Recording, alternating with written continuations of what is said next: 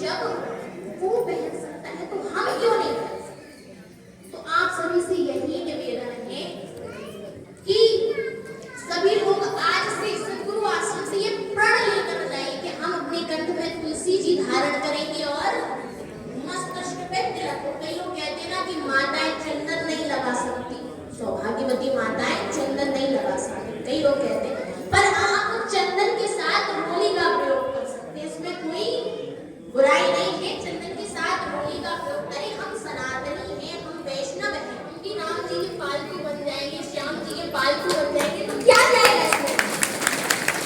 ये तुलसी जी का वही पट्टा है जो हमारी पहचान है कि हम इनके हो गए, अब तुम्हारा हम पे बस चलने वाला नहीं है, क्योंकि अब तो इनके हो गए। और महाराज एक बात है, जो एक बार इनका हो गया तो फिर इस संसार से मतलब। अब एक बात बताइए, भक्ति सबसे ज्यादा कहाँ है? तो जब भी भक्ति की बात आती है तो सारे लोग क्या कहते हैं, बोले वृंदावन जाओ, वृंदावन से ज्यादा आगे भक्ति और कहीं देखने को नहीं। क्यों? तो वृंदावन का तो नाम ही है, नाम में सबसे आगे क्या जुड़ा है? वृंदा। वृंदा का अर्थ क्या होता है? तुलसी, अर्थात वो ब्रज प्रदेश वृंदा जी से, तुलसी जी से चारों ओर से घिरा हुआ है। और जब तुलसी जी चारों ओर है तो नकारात्मक ऊर्जा आ ही नहीं सकती। जब नकारात्मक ऊर्जा ही नहीं होगी तो भक्ति अपने आप प्रबल हो जाएगी। तो मैं तो बस इतना ही कहना चाहूंगी कि आज की तुलसी को कभी कंठ से नीचे नहीं उतारना चाहिए, हमेशा इस तरह से चिपका के रखना चाहिए। कंठी को तुलसी जी को पहनने का सबसे बड़ा एक नियम है, वो है कि कंठ से स्पर्श होनी चाहिए तुलसी जी इस तरह से। और जो रुद्राक्ष की माला होती है उसको हृदय तक, नीचे तक आना चाहिए। क्यों? क्योंकि तुलसी जी को जब हम कंठ से स्पर्श कराते हैं उससे हमारी गले संबंधी सारी बीमारियां नष्ट हो जाती हैं।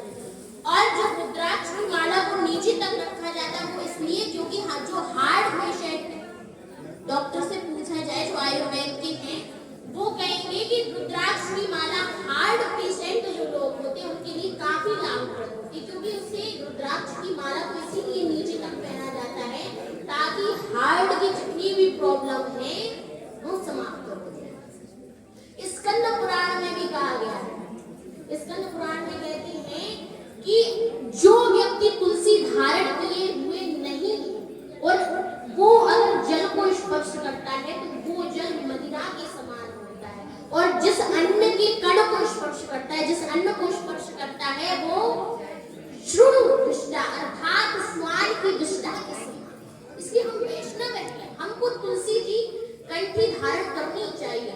और मैं इस बात से बिल्कुल सहमत नहीं हूँ कि केवल 25 दिसंबर को ही क्यों, हमें तो महाराज हमेशा तुलसी जी केवल क्या है, आपसे कोई धन वैभव पैसा तो मांग नहीं रही है, केवल 5 मिनट निकाल कर आपको केवल 1 लोटा जल चढ़ाना है, उन्हें श्रद्धा पूर्वक नमन करना है, बस इतना सा।